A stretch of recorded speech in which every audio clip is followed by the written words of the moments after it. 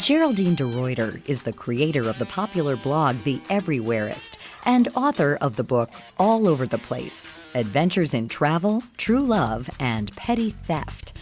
Earlier this year, she wrote an op-ed in the Washington Post titled, "I thought my bully deserved an awful life, but then he had one." The article garnered a lot of attention for its candid account of her experience and what happened to the boy who bullied her as a child. DeRuyter is originally from Florida and was raised by her mom in a small, not-so-wealthy town near the water. I had kind of this childhood antagonizer, and I look back now and realize that obviously this was a troubled child, but I think when you're a kid, you can't kind of see outside of your own experiences very well, and you can't see outside of your own pain. And so it was compounded by kind of my own experiences of, at the time my mother was in a very abusive relationship, and I was dealing with that on a very, that was my home life, and I was dealing with that on a very personal level. And then at school, I was getting antagonized by this little boy. DeRuyter remembers that it was really a difficult time in her life. She felt alone and shameful, thinking what was wrong with her that she was the target of this ruthless bully. Ultimately was something that I really internalized. That these were things that, I either blamed myself for or that I felt a lot of shame for, and it took me a long time to realize that that wasn't the case. But I think the narrative that we tell a lot of kids who are dealing with antagonism, who are dealing with abuse from their peers, and I think this narrative has started to change, but at least for my generation was always, don't worry, things are going to get better. And the person who's antagonizing you or bullying you is not going to have a good life. Like, they're going to get theirs, and life is going to pay them back. While bullying is a much larger discussion today, the child doing the bullying is still vilified and put down. As a child, DeRuyter says that this mindset gave her comfort that karma would ultimately get her bully back. But today, she says she has a different view. I look back and I realize how ridiculous and sad that narrative is, because what we're ultimately doing is we're subjecting bullying victims to kind of just be resigned to their fates.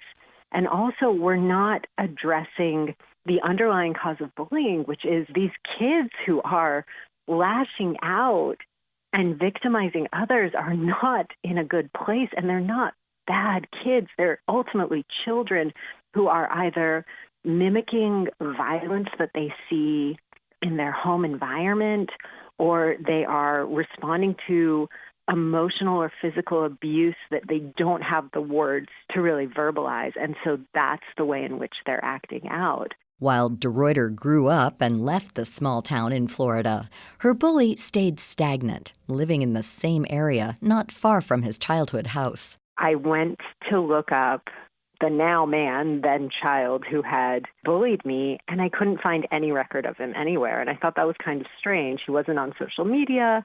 He didn't have a Facebook page. And I later was hanging out with a friend of mine who had gone to middle school with me, and she told me that he had died. And she had told me that he had died 5 years earlier.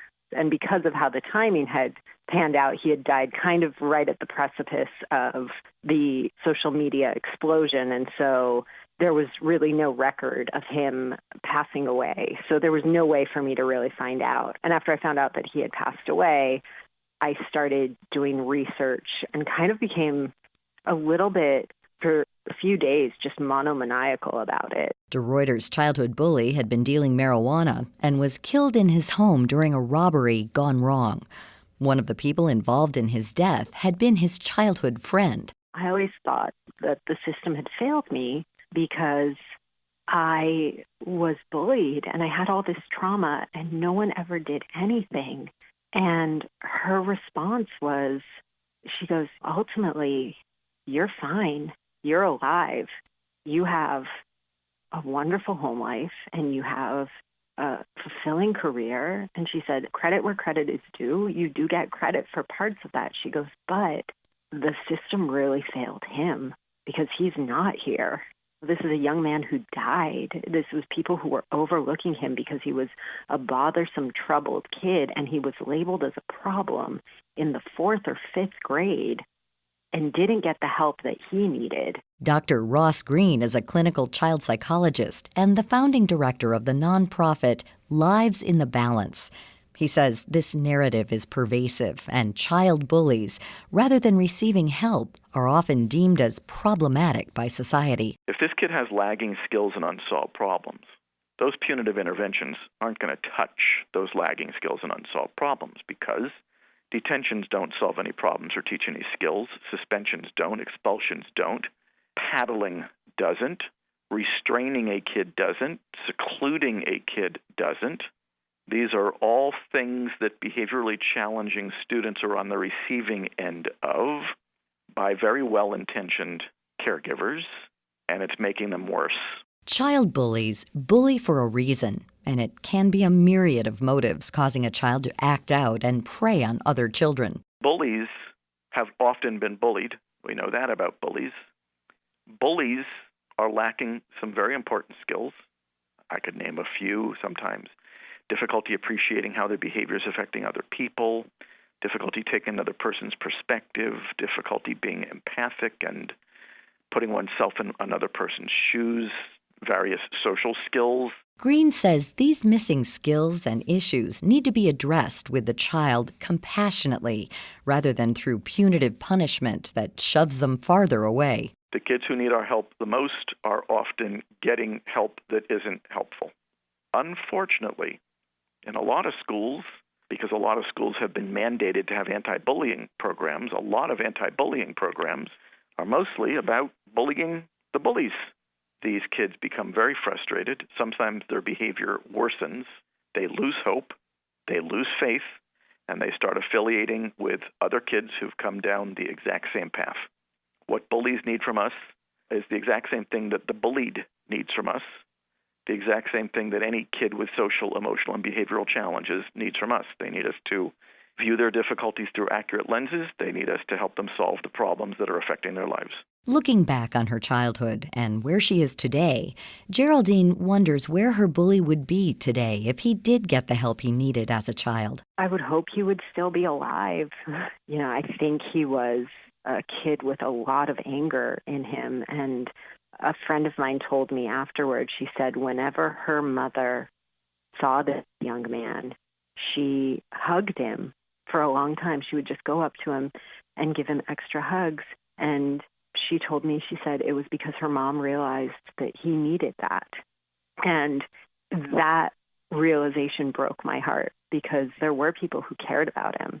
There were people who really loved him and who saw that there was something that was really troubling him. To check out Geraldine de Ruyter's article in the Washington Post and find out more about both of our guests, visit viewpointsradio.org.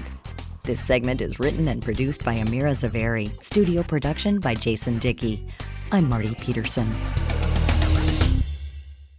Viewpoints returns in just a moment.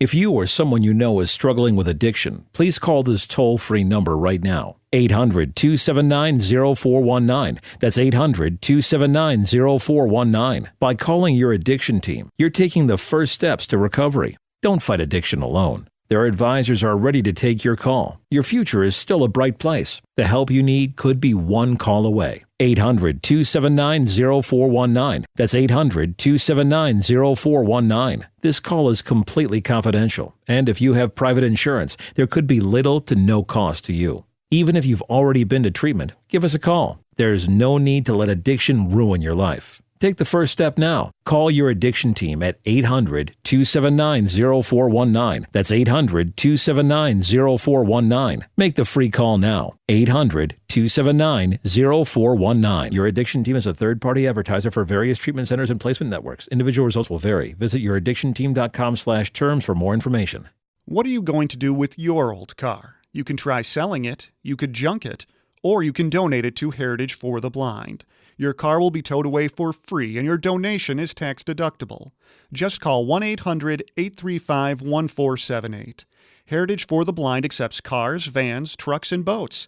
It doesn't matter if your vehicle runs or not. It will be towed away for free, and you'll be supporting those that need help. Heritage for the Blind is a nonprofit organization that helps the visually impaired live fuller lives. Call right now to donate your car, and as a special thank you, you'll receive a free 3-day vacation voucher to over 50 locations. Call Heritage for the Blind right now. Call 1-800-835-1478. Donating is easy, and your vehicle is towed away for free. Plus, you'll get a free vacation voucher for donating. Call now, 1-800-835-1478. That's 1-800-835-1478. Thank you for listening to Viewpoints Radio, a production of Media Tracks Communications. If you enjoyed this broadcast, please support our show by subscribing, sharing it with a friend, and leaving a review on Apple Podcasts. You can find more Viewpoints stories on Apple Podcasts, Google Play, Spotify, and viewpointsonline.net. Also, follow us on Instagram and Twitter at Viewpoints Radio. Coming up next week. People bring you down saying, oh, you're too small and all that, but you're never too small. Because there are guys that are smaller than me that play football and do amazing. Why are we still so adamant on what sports boys and girls can play? Then, in many ways, we know more about space than we do about our oceans and certainly about underwater caves. Jill Heinerth is uncovering these secrets one dive at a time. I'm Marty Peterson. And I'm Gary Price. These stories in depth on your public affairs magazine, Viewpoints.